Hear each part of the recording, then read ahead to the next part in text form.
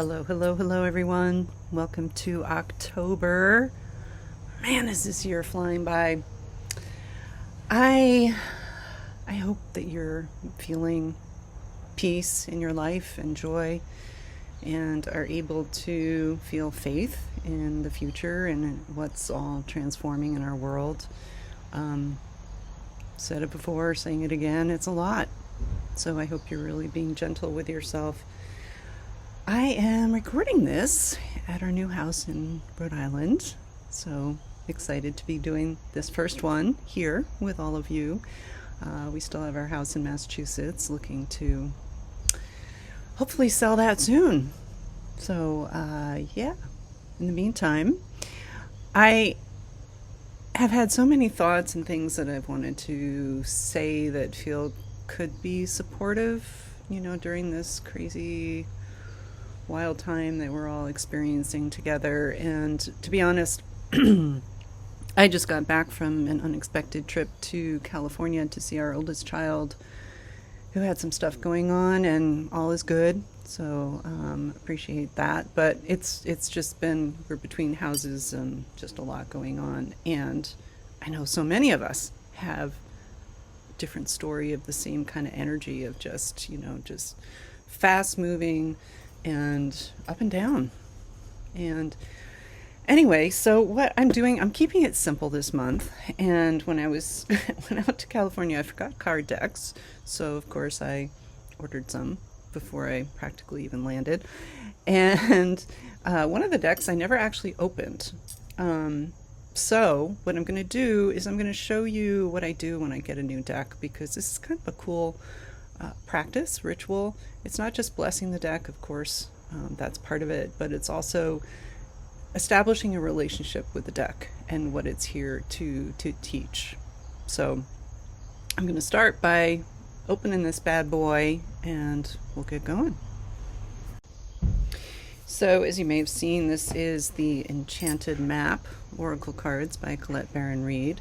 I have not used it, don't really know anything about it other than that it was a suggestion when I was shopping and looked like fun. So I've taken the cards out of the deck and always start by connecting them with the heart center, just thanking Mother, Father, God, beloved angels for the messages that this deck will provide.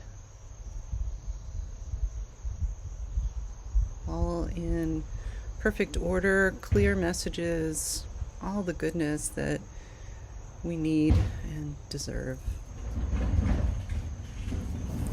So then, that's a clairaudient message. I don't know if you can hear it, but it's trash day here. And one of our neighbors, I haven't met them yet, but one of our neighbors is taking their trash barrels back to their driveway. So letting go. And it's kind of after the fact, having let go. So that feels relevant. Releasing feels like it's part of it. But so the next thing I do after blessing the deck is I shuffle it. Usually, and I have to confess, I have not been counting. Usually I shuffle it 8 times or 9 times, whichever I'm guided when it's a new deck. 8 is kind of the divine masculine, but also infinity, abundance. 9 is the divine feminine. So I'm just going to shuffle this until I feel like it's time to stop. And then, okay, so the first card that I pull, and here's the ritual that I really want to impart on you guys, and I feel like there's a little reflection on my glasses, sorry about that, is the first card that I pull is revealing the purpose of this deck, because we have a relationship with the deck. We have a relationship that around what it's teaching us. So the first card that I pull from a deck is always about answering the question of, what are you here to serve me with? What is the essence of my relationship with this particular card deck? So that card is encouragement. I love that. So it seems pretty straightforward that this is a deck that isn't necessarily meant to go deep, but to help elevate my spirit. Excuse me. And this is a card I picked for myself, just because, you know, I'll be using this deck on my own after. But yeah, so this is here to lift my spirit when I might be drooping a little bit. So then I usually journal about that, and I'm going to, it's number 54, which is a 9 number. Then I mark it in the little guidebook so that I know going forward, if I'm having a question about a reading, a card that I pulled from this deck, I might refer back to, okay, what is this deck here to do with me? What's our bond, so to speak? So now I've marked that card and we are ready to continue. So I hope you enjoy that hack. I've heard from people, gotten feedback that they really like that. It really helps to deepen what we do with our cards. That's always a good thing. Okay, so per usual, 1, 2, or 3, feel free. I also heard quite a bit of feedback of people saying that often more than one message resonates, which is cool. Just, I do emphasize the one because it usually helps to focus, and sometimes we need that. We need that. So for those of you who picked number 1, commitment. I'm smiling because there's a plane. This is kind of new to us. We're near the airport in Rhode Island, and as I heard the plane coming, as I was starting to pull a card, I was thinking somehow this plane relates to the message for number 1. And if you think of the pilots flying that plane, they're committed. They're committed to what they're doing. They're focused. At least I hope they are. They're committed and they're focused to what they're doing, and they're focused to getting that plane safely on the ground and getting the passengers and themselves and of course the crew to the airport safely so that people can go on their way. And you know, this goes back to, it feels like it goes back to 1, 2, or 3, you know, focusing. Commitment takes focus. Like if we commit to too many things, something's going to give, something's going to fall off. And this is about knowing what it is that you're focused on. There's one star here, and it's guided, because the hand from above feels like the hand of God, and the hand below feels like you receiving that message. So if you've gotten this card, and I'm also factoring in human design, the gate 36 is sometimes the gate of confusion. It's called that on occasion. So again, it feels like this is a message for you, number 1, people to get more focused on what it is that you're committing to, possibly paring it down and making sure that there's not overwhelm that's short-circuiting, and that you're really committed to the things that you're guided to be committed to. Yeah. It's a confusing world. It's an overwhelming world. And so it could be as simple, as an example, it could be as simple as, you know, how many times are you picking up your phone and going to Instagram? Do you need to kind of reel that in? And I'm not saying that's it, but, you know, looking at what in your life is taking you off the guided path and being recommitted to simply the guided path. So these messages are brought to you not just by a gorgeous day. It's really warm here right now, and Colette Baron-Reid, but also caffeine. Cardamom latte with almond milk. So good. I just discovered that like a month ago. Okay, you number 2 folks. There's another plane coming in. We'll see if it relates. You know, sometimes a cup of coffee is just a cup of coffee, and it doesn't necessarily mean anything. So, yeah. Definitely related. The plane related to message number 1. Okay.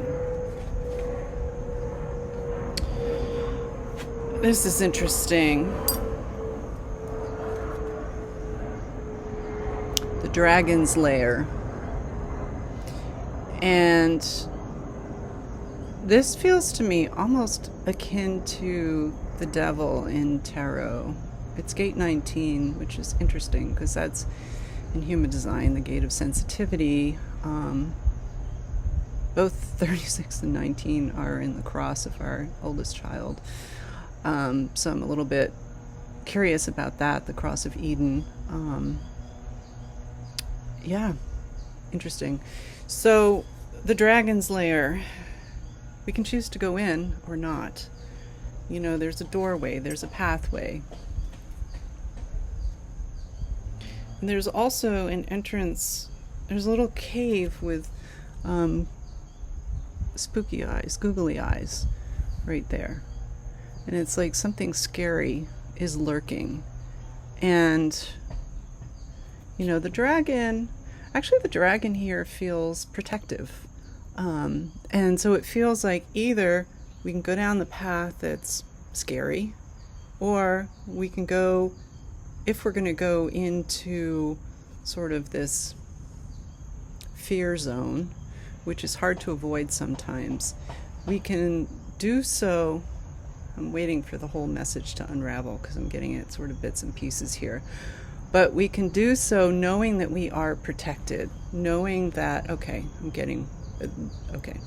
So knowing that we are protected, that we are always guided, that we are really in the house of God, so to speak, are the words that are coming to mind. And the message here is that, of course, we don't choose to go into a fearful place, but sometimes life delivers us into a fearful situation or a fearful relationship, and we have a choice of how we're going to navigate it. Even just last week, I was in a place where I could have gone into the fear, or I could have gone sort of on the higher path of faith, because it was a fearful situation for a moment. And again, thankfully, everything's good. But, you know, it makes a big difference how we enter into, I feel like I want to use the word relationship, and the angels are saying no. It's how we energetically enter into any kind of situation that could be intimidating or fear-inducing or whatever. And so just remembering that we have a choice. And this seems obvious, but if you have number 2, the message for you is stay in the faith space. Don't let, the googly-eyed fear dude scare you. Or if it scares you, which is totally understandable, there's a lot of things to be fearful of, you can say, I'm not going to give you focus, I'm going to give you focus. And I'm going to go up higher into my guidance and know that I'm protected as I do so. And for you number 3 folks, let's see what the angels have for you. These are nice cards. They shuffle really easily. They're they handle well. Okay, into the unknown. Oof. Isn't that a beautiful image? Wow. And it is October, right? We got Halloween right around the corner. That's definitely part of it. Yeah. So I feel like, I was going to say this message feels twofold, but I actually am hearing that it's threefold. So I don't know what the third one is yet.